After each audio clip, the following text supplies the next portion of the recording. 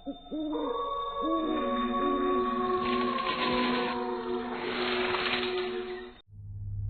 विक्की, मुझे नहीं लगता कि अब तेरी गोस्ट गर्लफ्रेंड वापस आने वाली है। अबे साले, तुमको ऐसा क्यों लगता है? मेरी गोस्ट गर्लफ्रेंड जरूर आएगी। अरे वो चली गई है, बस अब इस गांव में एक ही चीज बची है, स्त्री। अरे स्त्री इस गांव की हमेशा रक्षा करेगी, तू चिंता मत कर। वैसे मैं तुझे एक बात बताना चाहता हूँ। सुना था कि स्त्री के जाने के बाद वो वापस आएगा और उसका वापस आना तय है। तू किसकी बात कर रहा है? मुझे समझ नहीं आया। अरे मैं उसी की बात कर रहा हूँ, सरकटे की। अबे साले, तू चुप हो जा। तेरे मुंह से कभी भी शुभ बातें निकल ही नहीं सकती। चल अब घर वापस चलना है। विक्की और अजय दोनों गांव से अपने घर आ जाते हैं। धीरे धीरे आधी रात शुरू हो जाती है। आधी रात के समय जब पूरे गांव में सन्नाटा होता है, उस समय एक औरत अपनी बालकनी में खड़ी अपने लंबे लंबे केशों को संवार रही थी। तभी उसके सामने एक काला साया आ जाता है। वो औरत बहुत ज्यादा डर जाती है। उसके हाथ से उसका कंघा भी नीचे गिर जाता है। वो घबराई हुई घर के अंदर जा रही होती है कि तभी उसकी बालकनी में एक काले रंग की फुटबॉल आकर गिरती है। लेकिन उस फुटबॉल के चारों तरफ बाल ही बाल थे। आजकल के बच्चे भी ना कुछ ज्यादा ही शैतान हो गए हैं। बताओ, आधी रात को कौन फुटबॉल खेलता है? वो औरत ऐसा कहकर जैसे ही उसे उठाती है तो देखती है कि वो फुटबॉल नहीं बल्कि एक सर कटा भूत था। उसकी लाल लाल आंखें उस औरत को लालसा में देख रही होती है। उस औरत के चेहरे से पसीने टपकने लगते हैं और वो बहुत ज्यादा घबरा जाती है। वो सरकटे को फेंकने की कोशिश करती है, लेकिन तभी उस सरकटे भूत की जटाएं बहुत मजबूत होकर उस औरत के पूरे शरीर को जकड़ लेती है और सरकटा भूत उस औरत को वहां से उड़ते हुए एक आग के जैसी रोशनी में चीरता हुआ ले जाता है। वो औरत उसी क्षण गायब हो गई। इस बात की किसी को भी कानों कान खबर तक नहीं हुई। रात के सन्नाटे में गांव वाले सोते रह गए। अगले दिन ही गांव में उस औरत की गायब होने का हल्ला मच गया। अरे हमें तो लगता है वो औरत किसी मर्द के साथ भाग गई होगी, वरना आज के टाइम पर अचानक से कोई औरत ऐसे कैसे गायब हो सकती है? नहीं, ऐसा नहीं है भाई। मेरी बीवी मुझसे बहुत प्यार करती थी, पता नहीं वो कहाँ चली गई। बस नहाकर बालकनी में ही खड़ी थी। मैंने उसके चीखने की आवाज भी सुनी थी, लेकिन जब तक मैं वहां पहुंचा तो वहां कोई नहीं था। हम तुम्हारी पत्नी को ढूंढने के लिए पुलिस कंप्लेंट कर देंगे और अपनी पूरी कोशिश करेंगे कि जल्द से जल्द तुम्हारी पत्नी का पता चले। सरपंच की बात सुनकर सभी हाथ जोड़कर अपने घर चले गए। ऐसे ही धीरे धीरे पूरा दिन गुजर गया था, पर कोई भी इस बात को ज्यादा सीरियसली नहीं ले रहा था। जब रात हुई तो रात के समय सभी लोग अपने घरों में आराम से सो गए। आधी रात के समय फिर से सरकटा भूत गांव की गलियों में अपना शिकार ढूंढने निकल पड़ा। जिस औरत को वो अकेला दुकेला देखता, वो उसी को अपनी जटाओं से जकड़कर उस आग जैसी दिखने वाली रोशनी में ले जाता। दिन प्रतिदिन जब औरतें गांव से गायब होने लगी, इस बात से गांव के सभी लोग बहुत ज्यादा परेशान थे, क्योंकि जो भी औरत गायब हो रही थी, उनके गायब होने के बाद उनका कोई नामो निशान ही नहीं मिलता था।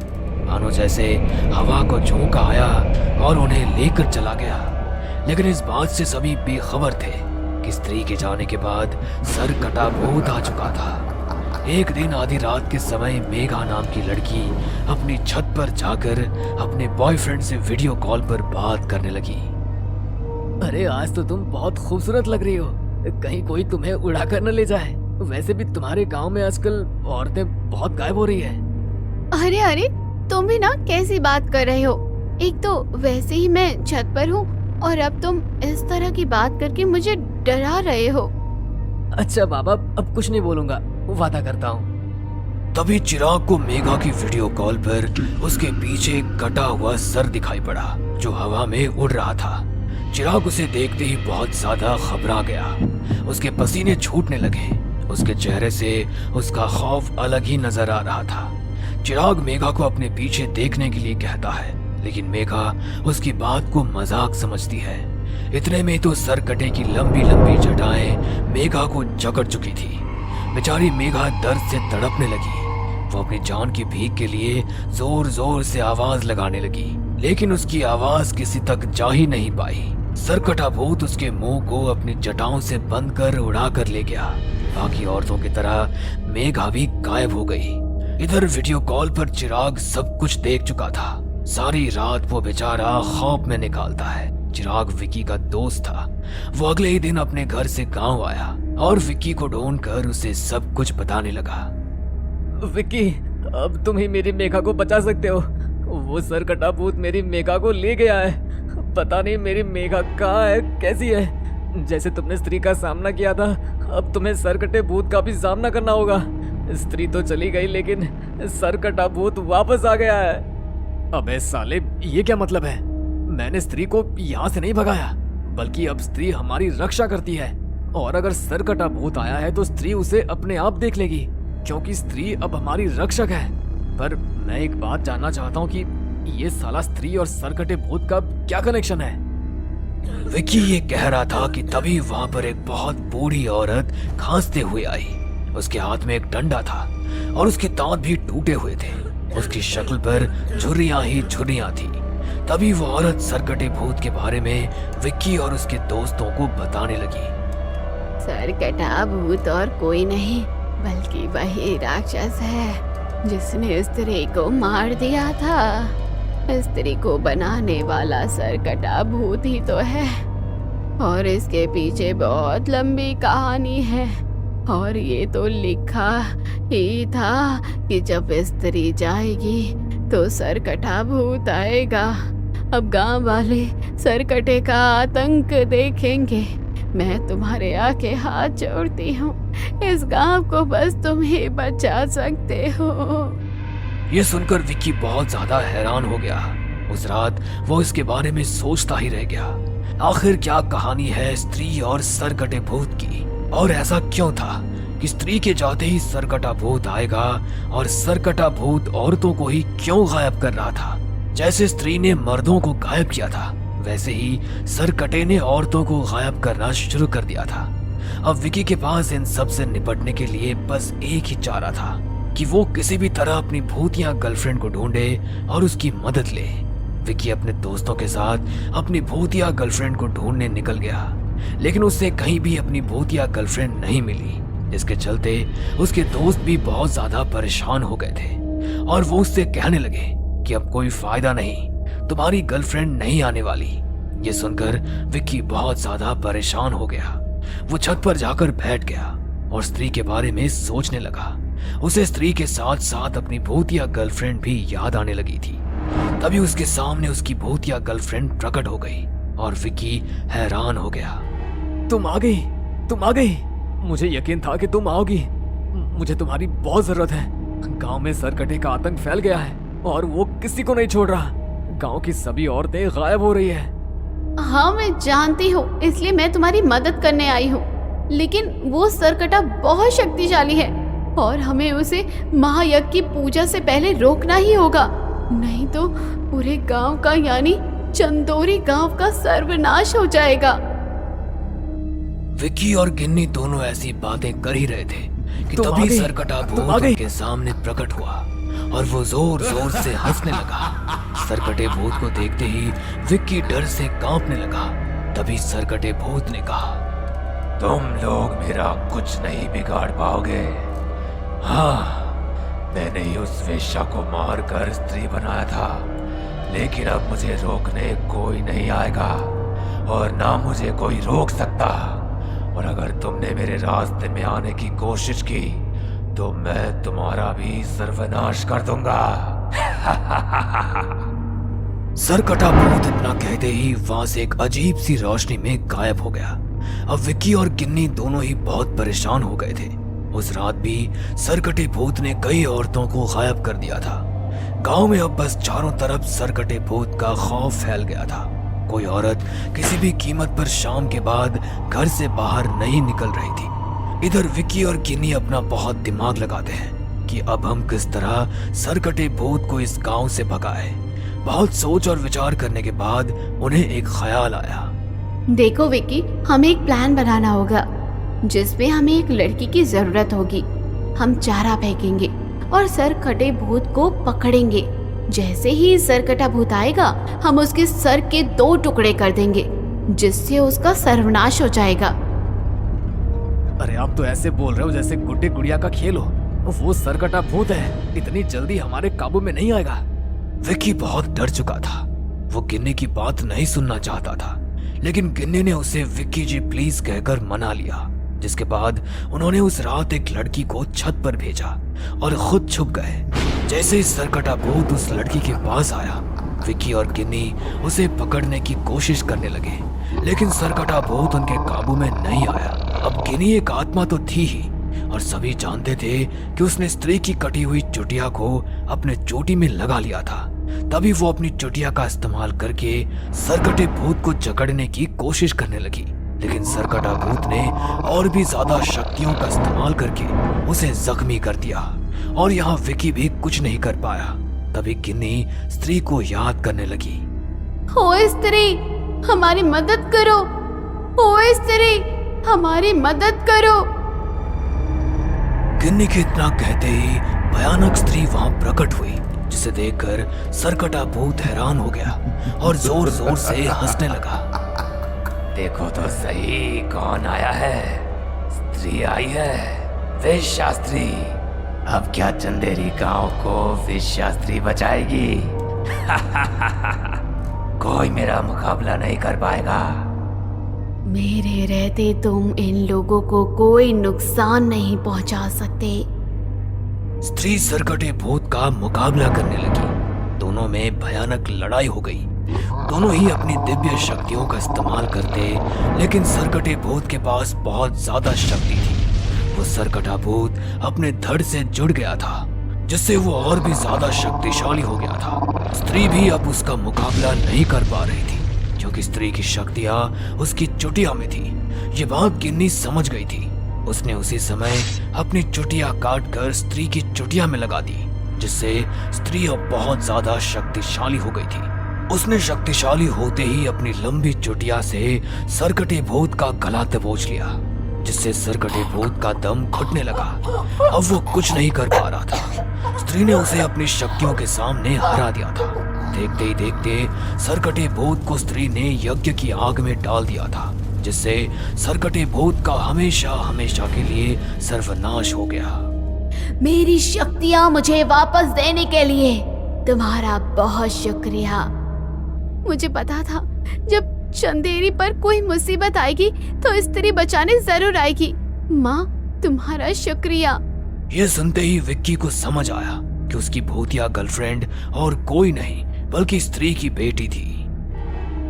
हाँ विक्की, मैं स्त्री की बेटी हूँ। मेरी माँ एक कोठे पर मुजरा करती थी। वहाँ ये सरकटा यानी रुद्र प्रताप मेरी माँ का मुजरा देखने आया करता था। मेरी माँ कोई वैश्य नहीं थी। उसने रुद्र प्रताप को इनकार कर दिया था। रुद्र प्रताप ने अपनी बेइज्जती बर्दाश्त नहीं करी। उसने मेरी माँ को वैश्य ठहराकर मार दिया। इसलिए स्त्री को मर्दों से नफरत हो गई। मेरी माँ ने सबसे पहले रुद्र प्रताप का सर काट कर उसे मार दिया और बदले की आग में मर्दों को गायब करना शुरू कर दिया। ओह, अब समझे। ये स्त्री और सरकटे भूत से हम बौखलाई गए थे। खैर ये बताओ, क्या तुम हमें फिर से छोड़ के चली जाओगी? नहीं, मैं दोबारा आऊंगी। अक्सर हम अपने बड़ों से कुछ ऐसी कहानियां या यूं कहें कि उनके साथ बीती कुछ ऐसी घटनाओं के बारे में सुनते हैं जिन पर यकीन करना हमारे लिए बहुत मुश्किल हो जाता है। हम खुद से ये सवाल करने लगते हैं कि क्या सच में आत्माएं होती हैं? क्या कुछ लोग सच में कुछ ऐसा महसूस करते हैं या उन्हें कुछ ऐसी चीजें दिखाई देती हैं जो उन्हीं के साथ खड़ा एक दूसरा इंसान ना तो देख पाता है और ना ही महसूस कर पाता है। इस दुनिया में आत्माओं से जुड़ी ऐसी कितनी घटनाएं हैं जिन्हें लोग चाह कर भी झुटला नहीं सकते। नितेश भी हम सब की तरह आज के जमाने का एक नवयुवक था। उसे अपनी लाइफ में एडवेंचर करना बहुत पसंद था। बात आज से लगभग कुछ साल पुरानी है। रात का समय था। नितेश ट्रेन में बैठकर अपनी नानी माँ से मिलने के लिए अपने गांव जा रहा था। उसका स्टेशन बस थोड़ी ही देर बाद आने वाला था। वो अपना सामान अपने बगल में रखकर ट्रेन से उतरने को तैयार था। रात के लगभग 12 बज रहे थे। ट्रेन भी अब स्टेशन पर रुक चुकी थी। ट्रेन से उतरकर अपना सामान लेकर नितेश स्टेशन के बाहर एक टैक्सी ढूंढ रहा था। तभी उसे अपने सामने एक टैक्सी दिखाई पड़ी। वो अपने गांव तक चलने के लिए उस टैक्सी वाले से पूछने लगा, लेकिन टैक्सी वाले ने जैसे ही उसके गांव का नाम सुना तो अचानक उसके चेहरे का रंग ही उड़ गया और उसका पूरा माथा पसीने से भीग गया। उसे अचानक इस तरह घबराया हुआ देखकर नितेश ने उससे पूछते हुए कहा, क्या हुआ भैया? अचानक आप इस तरह से घबरा क्यों गए? आपकी तबीयत तो ठीक है ना? टैक्सी वाले ने नितेश की बात बड़े ही गौर से सुनी, लेकिन उसने उसकी बात का कोई जवाब नहीं दिया और अपनी टैक्सी स्टार्ट करके तुरंत ही वहां से चला गया।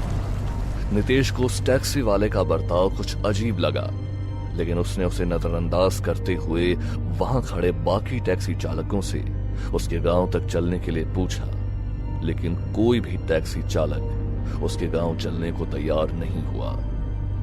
इसलिए नितेश को कुछ बहुत अजीब सा महसूस हुआ और वो एक टैक्सी वाले से उसके गांव ना जाने का कारण पूछने लगा। अरे साहब, आप तो ऐसे पूछ रहे हो जैसे आपको कुछ पता ही नहीं। क्या मतलब? क्या साहब? आप जानते नहीं है क्या उस स्त्री के बारे में? अगर इतनी रात को हम उस रास्ते से गए तो बाकी सबकी तरह वो हमें भी नहीं छोड़ेगी। क्या कहा स्त्री? क्या नॉनसेंस बातें कर रहे हो तुम तो ये?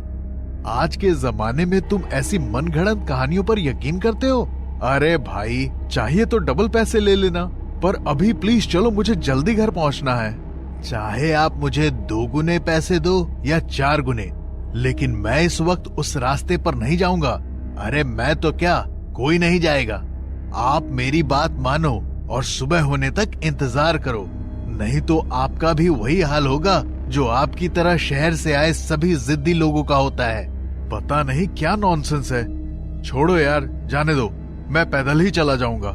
नितेश का गांव रेलवे स्टेशन से बस कुछ किलोमीटर की दूरी पर था, इसलिए वो पैदल ही अपने गांव जाने के रास्ते पर निकल गया। वो पूरा रास्ता बिल्कुल सुनसान था, यहाँ तक कि वहां पर प्रचलित उस स्त्री की कहानियों के चलते कोई चोर उचक्का भी रात के वक्त वहां जाने की हिम्मत नहीं करता था। लेकिन नितेश का मन इस तरह की किसी भी कहानी को मानने को तैयार नहीं था। वो अपने सामान को लेकर पूरी तेजी से गांव की तरफ बढ़ रहा था कि तभी अचानक रास्ते में पड़े एक पत्थर से उसका पैर टकराया और वो सीधे जमीन पर जाकर गिर पड़ा। गिरने की वजह से उसके पैर में अचानक तेज दर्द होने लगा। वो उसी पत्थर का सहारा लेते हुए उठा और फिर से चलने की कोशिश करने लगा, लेकिन वो कुछ कदम चलकर तेज तेज हाँफने लगा कि तभी उसकी नजर रोड के दाईं तरफ पड़ी। उसे जंगल से किसी की पायल की आवाज सुनाई दी। उसने जैसे ही उस ओर मुड़कर देखा तो उसके सामने लाल साड़ी पहने एक बहुत ही खूबसूरत लड़की खड़ी थी। उसे देखते ही वो जंगल में उस लड़की के पीछे जाने की कोशिश करने लगा कि तभी अचानक वो लड़की उसकी नजरों से ओझल हो गई। वो अपनी आंखें मसलता हुआ इधर उधर उस लड़की को ढूंढने लगा कि तभी जंगल के भीतर कुछ दूरी से उसे फिर से वही पायल की छन छन सुनाई थी। वो तुरंत उस आवाज को सुनकर इधर उधर देखने लगा तो उसे फिर से अपने सामने कुछ दूर खड़ी वो लड़की दिखाई दी। वो अपने हाथों से उसे अपने पास आने का इशारा करने लगी। नितेश उसकी खूबसूरती को देखकर मानो उस पर मोहित हो गया और बिना कुछ सोचे समझे वो उसकी ओर बढ़ने लगा। वो जैसे ही उसके पास पहुंचा तो वो लड़की भागती हुई सामने एक बहुत ही सुंदर किले में चली गई।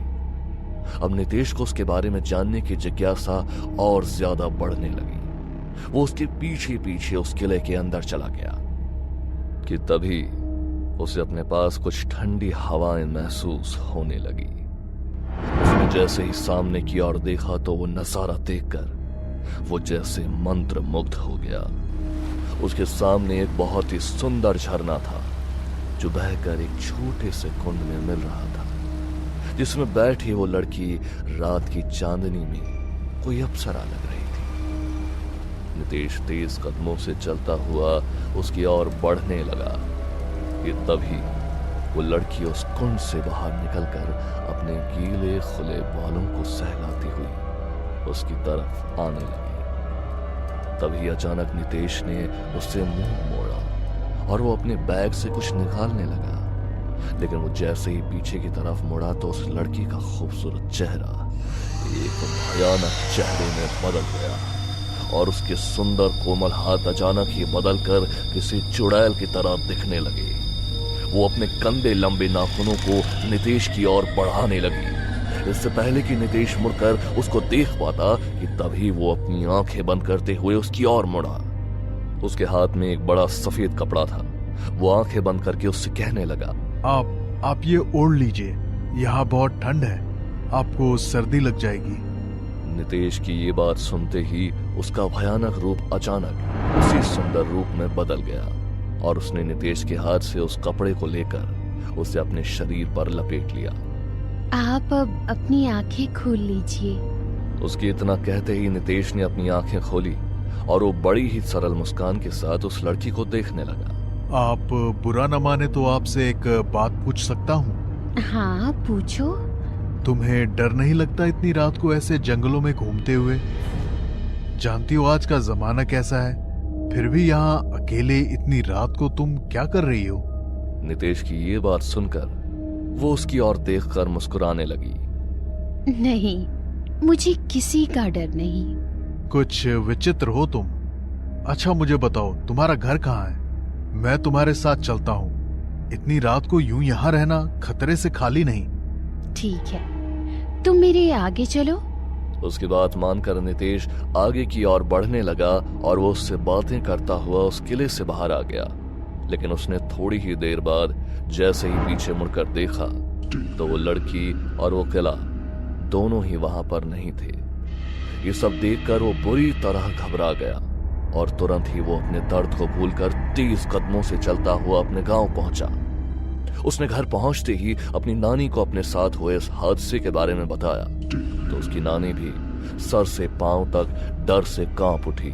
तुझे मना किया था ना कि रात के समय यहाँ आने को, लेकिन तू कहाँ किसी की सुनता है। भगवान का शुक्र है कि मेरा बच्चा सही सलामत अपने घर आ गया। इतना कहकर नानी ने रोई से एक बाती बनाई और दिया जलाकर उससे नितेश की नजर उतारने लगी।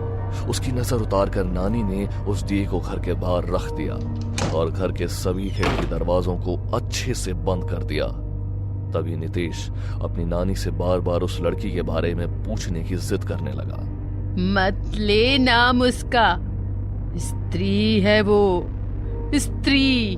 नहीं नानी, मैं नहीं मानता। अगर ऐसा कुछ होता तो वो मुझे जिंदा क्यों छोड़ती? तुम ही बताओ। ये सब मैं कुछ नहीं जानती। तू अपने कमरे में जा और जाकर सो जा और आज के बाद कभी उसका नाम भी मत लियो। कल मंदिर में जाके तेरे नाम से दान करूंगी, फिर सारा खतरा टल जाएगा। जा, तू सो जा। नानी की बात सुनकर नितेश कमरे में सोने चला गया। उसकी आंख लगी ही थी कि तभी उसे अपने पास वैसी ही ठंडी हवाएं महसूस होने लगी। वो बार बार उसी लड़की के बारे में सोच रहा था कि तभी उसे अपने पास किसी के होने का एहसास हुआ। उसने जैसे ही अपनी आंखें खोली तो वही खूबसूरत लड़की उसके सामने थी। वो उसके पास बैठकर बड़े ही प्यार से उसे निहार रही थी। नितेश को अपने साथ हो रही ये चीजें बिल्कुल समझ नहीं आ रही थी, इसलिए उसने उस लड़की की ओर देखा और उससे पूछते हुए कहा, कौन हो तुम? इतना तो मैं जान चुका हूं कि इंसान नहीं हो तुम। लोग तो तुम्हें कहते हैं कि तुम कोई स्त्री हो, लेकिन मैं ऐसा नहीं मानता। सच सच बताओ, कौन हो तुम? नितेश की बात सुनकर वो उसकी ओर देखकर बहुत ही सरल स्वभाव से मुस्कुराने लगी और उसे देखते हुए उसने कहा, लोग सच ही तो कहते हैं। मैं एक स्त्री हूँ जो लोगों को जिंदा नहीं छोड़ती। आज तक न जाने कितने लोगों की जिंदगी को उनसे छीना है मैंने। लेकिन क्यों? और अगर ये सच है तो तुमने मुझे जिंदा क्यों छोड़ दिया? क्योंकि तुम उनके जैसे नहीं हो। क्या मतलब है तुम्हारा? मैं कुछ समझा नहीं। नितेश के पूछने पर वो लड़की उसे अपनी कहानी बयां करने लगी।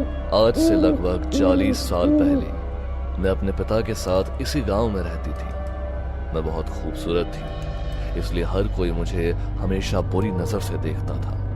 और एक रोज जब मैं अपने खेत से पिता के साथ गांव की तरफ जा रही थी, तभी अचानक से कुछ लड़कों ने हमारा रास्ता रोक दिया और मेरे साथ छेड़छाड़ करने लगे, जिसके बचाव में मेरे पिताजी बीच में आए, पर इससे वो सब बहुत गुस्सा हो गए। तभी उन लड़कों ने पहले मेरे पिताजी को जोर से धक्का दिया, जिससे वो दूर एक पत्थर पर जा गिरे और उन्होंने वहीं दम तोड़ दिया। नहीं नहीं पिताजी। उसके बाद उन्होंने मेरा पीछा करना शुरू कर दिया, पर जब उनसे बचने का कोई भी रास्ता मेरे सामने नहीं बचा तो मैंने उसी पहाड़ी से कूदकर अपनी जान दे दी। तभी से उस रास्ते से गुजरने वाले हर मुसाफिर को एक स्त्री नजर आने लगी, और जो भी उसे अकेली पाकर उसके साथ दुर्व्यवहार करने की कोशिश करता वो उसे मारती थी। वो नहीं चाहती थी कि जो उसके साथ हुआ वो किसी और लड़की के साथ हो। स्त्री की कहानी सुनकर नितेश की आंखों में आंसू आ गए कि तभी एक झटके के साथ अचानक उसकी नींद टूट गई। उसने हड़बड़ाकर उधर उधर देखा तो उसके बगल में वो लड़की नहीं थी, लेकिन उसके बिस्तर पर उसकी निशानी एक पायल के रूप में थी। नितेश ने उस पायल को उठाया और उसे अपने बैग में रख लिया। अब वो उस लड़की और उसकी कहानी के बारे में सब कुछ जान चुका था। लोग उन हादसों को तो जानते थे जो मुसाफिरों के साथ घटते आ रहे थे, लेकिन वो उसके पीछे की दर्दनाक कहानी को आज तक नहीं जान पाए थे। उसे सिर्फ नितेश ने जाना, क्योंकि उसका मन सच्चा था और यही कारण था कि आज उसे किले में जाने के बाद भी वो सही सलामत अपने घर लौटकर आ पाया था। हमें पूरा यकीन है दोस्तों कि आप लोगों को ये कहानी जरूर पसंद आई होगी। अगर आपके साथ भी कुछ ऐसे अनकहे किस्से हो चुके हैं तो प्लीज हमारे साथ शेयर करें, हम जरूर अपने चैनल पर उनको दिखाएंगे। हमारी ईमेल आईडी नीचे डिस्क्रिप्शन बॉक्स में दी गई है, तो प्लीज हमारे वीडियो और चैनल को शेयर एंड सब्सक्राइब करें और बने रहे हमारे साथ ऐसे ही अनकहे किस्से और कहानियां सुनने के लिए।